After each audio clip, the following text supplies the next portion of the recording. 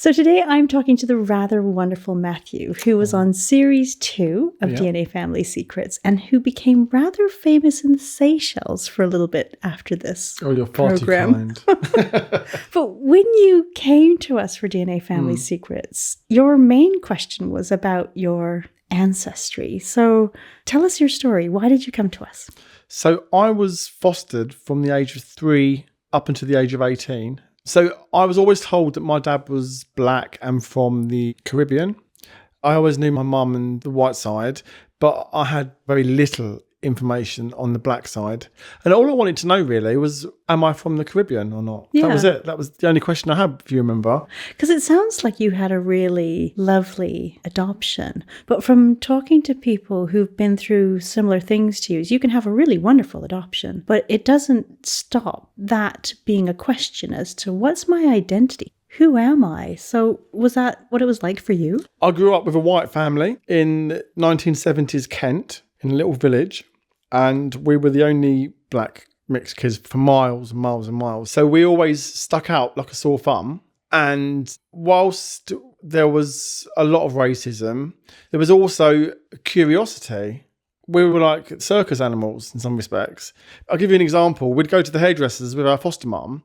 She'd get a big bouffant haircut and we'd get our afro haircut in the same hairdressers. So you can imagine the mess that they used to make of our hair. They had no idea how to treat afro hair, you know.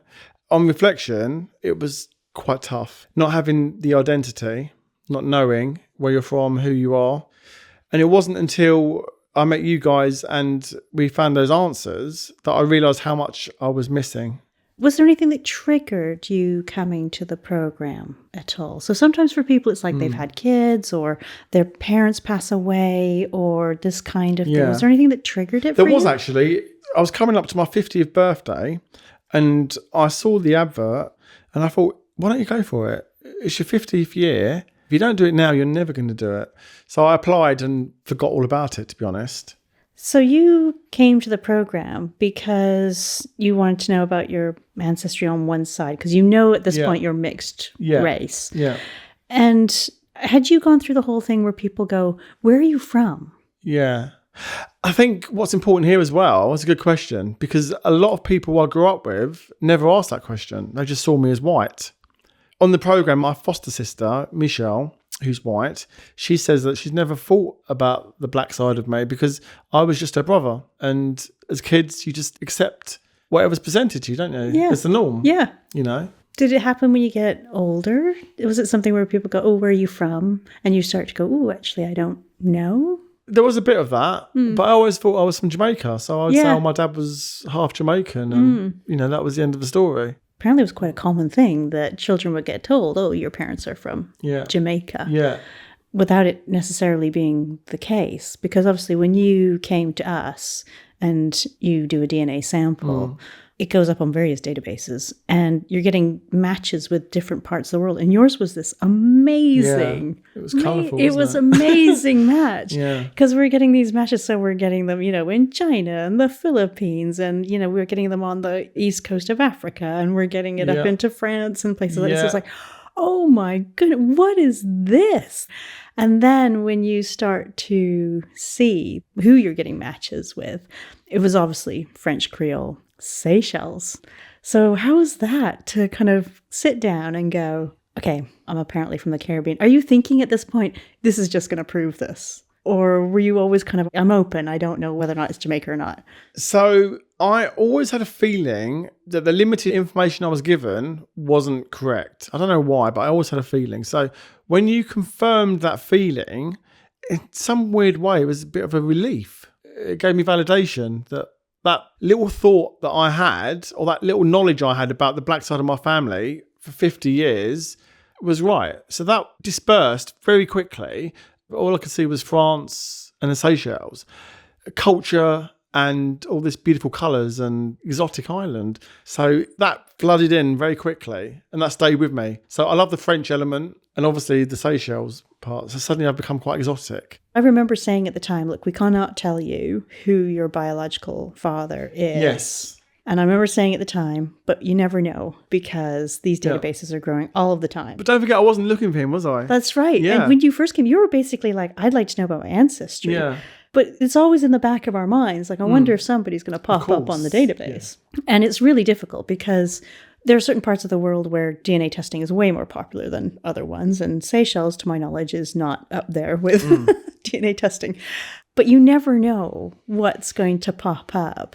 And I remember saying at the time, it may be that in 6 months, a year, somebody pops up on the database who's related to you and takes you that step closer to meeting biological father. And I was really happy with that. Yeah. But weirdly enough, in between us doing the results and the program going out, somebody popped up on the database. So this was a young lad who looked like it could be a half-sibling's child. So he was very sweet, put me in touch with his dad, who did a DNA test just to completely confirm. And I said, oh, can you send through a photo?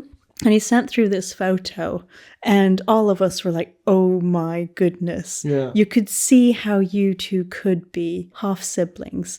But that's what's happened next, isn't it? You now have family. You have a half-brother. And it's how do you develop that relationship starting at this point in your life? Yeah.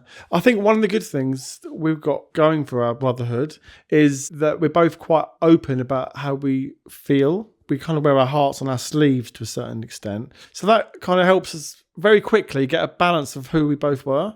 And we're not scared to talk about anything. Nothing's off the table. Because what have we got to lose? It's been 50 years without each other. Really, what have we got to lose? And it didn't stop there. No. Because after the program went out, I had been in contact with somebody because he was clearly related to you. And we hadn't been able to work out quite what the link was. Because obviously, whilst it's all going on, I can't tell people too much about you. Course, and I have to be quite careful. But did say, helping somebody with their family tree, you might want to watch the program. And he emailed me pretty much instantly after it went out saying, he looks so much like a relative of mine. This relative had already passed away, but I said, do you know whether or not there's anyone else alive from the family who we could talk to? And he was very sweet and put us in touch with this man's sister. And she was very kind, said she would do a DNA test. And it must have been an agonizing wait because this person is potentially going to tell you who your biological father is. So there's a lot riding on it for you. Yeah, and for Carl as well. There was both of us in this together. So we had each other and we would touch base every couple of weeks about this subject. We didn't want to open the door too much. It was a strange one because we knew it was coming down the line. We didn't know when. So we didn't have huge conversations about it. We didn't want to raise our expectations. And it came back that she was your aunt, and that gave you your father's name, Reginald Charlotte. So we found out roughly 3 weeks ago. So I got an email from our new aunt, and she said, I'm your auntie. My gut feeling was, I need to speak to Turi. So I quickly sent you an email, didn't I? To say, Turi, can you have a look? And you said 100%. Yep. Congratulations. You now know who your biological father is. Yeah. Also, finding out we've got a family who live 35 minutes away, and they've lived there throughout my whole life, and they've lived in the area that I was born in. That is quite a lot to get your head around as well. I always thought, well, maybe my dad met my mum and then he went off somewhere. He was travelling through, or he was on holiday here, and then to realise that they all lived in the same town for all this time. And you could have passed him or your siblings on the street. And my first job was in the same place as well. I lived in the country, but my first job was in Bromley, which is the area they all kind of live. It's funny because I get people say to me all the time, how was the programme? How was it? And it's like, you're talking about it in a past tense. But for me, the programme was just the part that opened the door. I'm in the middle of something as opposed to the end. Because you've got quite a big thing coming up tomorrow, haven't you? So tomorrow, my brother Carl's coming up. We're having a little get-together. And yeah, we're going to be meeting our new aunties for the first time. So how does that feel? It feels exciting. It feels daunting. Because it's the unknown, isn't it? Yeah. Absolute unknown. But what a great gift. You really are on a journey. But I'm not on it together now. I've got a brother who's on the same journey because he's got the same questions as I've got. Yeah. And we're doing it together. So I'm not on my own anymore, which is great. That sounds really nice. Yeah. You've got this little brotherhood that you can kind of face this stuff together now. Yeah. I don't feel that I'm alone with it anymore. And I think it'd be fair to say for Carl to say that he doesn't feel like he's on his own anymore in that respect. I felt a little bit guilty at the start because I thought Carl was going along with his life and suddenly the BBC and me are banging on the door saying, "Hi, I'm your brother." I don't know how I would feel if someone had come to me like that. I don't know if I would have dealt with it in quite the same way that Carl did. He took it with grace, didn't he? And he was such a gentleman about the whole thing, you know. So I've been lucky in that respect. And this is a really big thing when doing DNA Family Secrets because we never know what we're going to get. Somebody may not be in the right place in their life to deal with this, or they may be completely delighted because there could be a serial killer. We don't think of that, do we? I didn't think of that one. No, but it's a possibility, isn't it? Yeah. It's like going into Leicester Square, closing your eyes and just spinning around 10 times and then saying stop. And then that person that you're pointing at is your sibling. You know, it's that random, isn't it? Yeah. And you've got to go up to them and say, "Hi, how are you? Where do we start this? Yeah. Do you like me?" That must be scary because you're putting yourself out there again. Yeah. So luckily, our new aunties, they've been really embracing. It's been lovely. And we felt like the family are really respecting the situation. And we know that they want to get to know us and meet us. The balance has been really respectful, really warm and really welcoming. So again, that in itself is another gift because I can imagine people in this situation don't really know how to behave and how to be because who teaches you? There's not a book on that. And I suppose it's like what you did with Carl. It's like the slowly developing a relationship, which ordinarily, if this person had been your aunt in your life, you would have known for the last 50 years.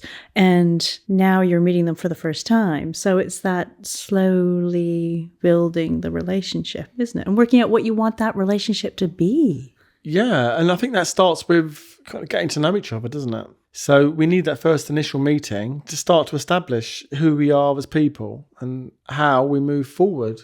It's really fundamental, this. Like really fundamental to who you are. Yeah.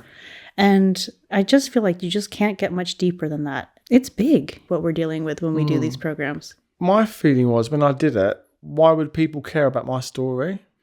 And what I've discovered is when people see you opening up about something so personal, it tends to make them feel that they can open up to you. So I had lots of people, and they still are, coming to me with their story and, you know, saying, they'd like their DNA done. And so it goes beyond me very quickly and becomes about them. That was quite an amazing discovery to see that so many people are wanting to know about themselves. And it's really opened some doors for you, hasn't it? Stuff has really taken off for you. It has.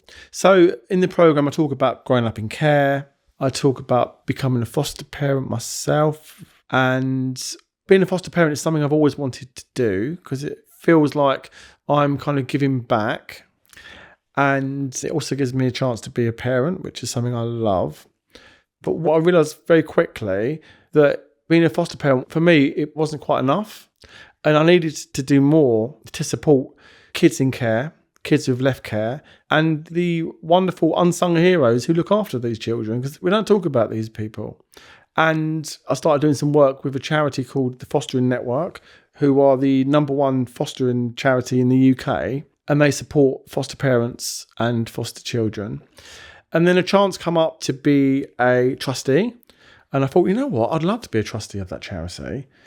And what that's done for me, it's given me a validation that everything I've done up to this 50 years, like being fostered, living with a white family, identifying as gay, becoming a foster parent, working in media, working in business, working in music, it's all come to this point.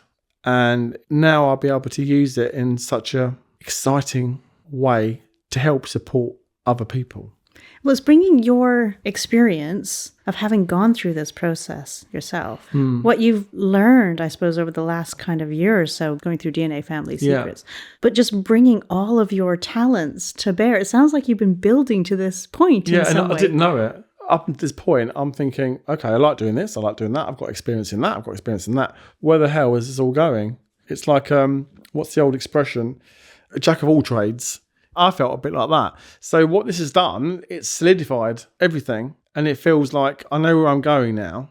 I know who I am in terms of my identity. I know what I want. And I know the direction of travel. And it feels really good. Matthew, it has been such a delight to talk to you again. And I really do feel you're about to go on and do even bigger things.